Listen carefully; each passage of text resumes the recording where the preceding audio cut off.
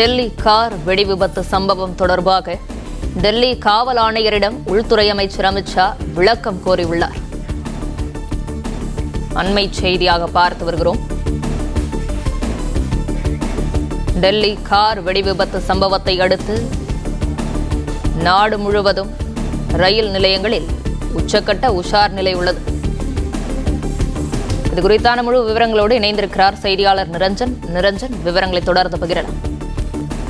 டெல்லி காவல்துறையின் தலைவரிடம், டெல்லி காவல்துறை போலீஸ் கமிஷனரிடம் மத்திய உள்துறை அமைச்சர் அமித் ஷா தற்பொழுது தொலைபேசி வாயிலாக தொடர்பு கொண்டு வெடி விபத்து சம்பவம் தொடர்பான விஷயங்களை நேரடியாகவே கேட்டறிந்திருக்கின்றார். எத்தனை மணிக்கு நடந்தது, என்ன நடந்து கொண்டிருக்கிறது, விசாரணை எவ்வாறு சென்று கொண்டிருக்கிறது, என்ன காரணமாக இருக்கும் என்று அனுமானிக்கப்படுகின்றது, எவ்வளவு பேர் காயமடைந்திருக்கிறார்கள், உயிரிழந்தவர்கள் யார் யார் போன்ற அனைத்து விஷயங்களையும் மத்திய உள்துறை அமைச்சர் அமித் ஷா அவர்கள் தொலைபேசி வாயிலாக கேட்டிருக்கின்றார்.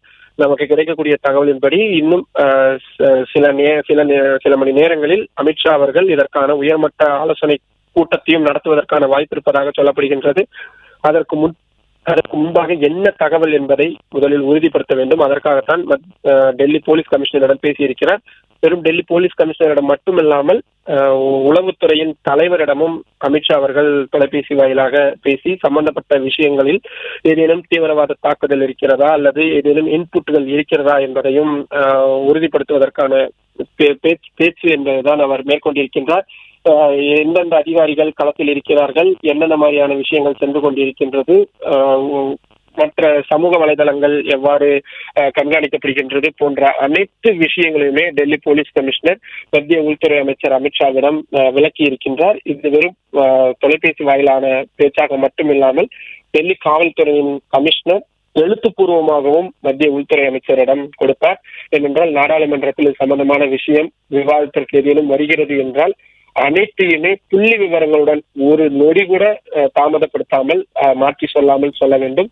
அதற்கான விஷயங்கள் தற்பொழுது தொடங்கி இருக்கின்றது. விசாரணை விரிவாக நடந்து கொண்டிருக்கிறது. விசாரணைக்கான விவரங்களையும் மத்திய உள்துறை அமைச்சரிடம் டெல்லி போலீஸ் கமிஷனர் தற்பொழுது பகிர்ந்து கொண்டு வருகிறார். நிரஞ்சன், நீங்கள் தொடர்ந்து இணைப்பில் காத்திருக்கலாம்.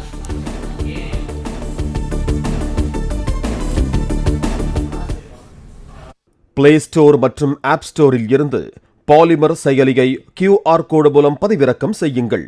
செய்திகளை உடனுக்குடன் பெறுங்கள்.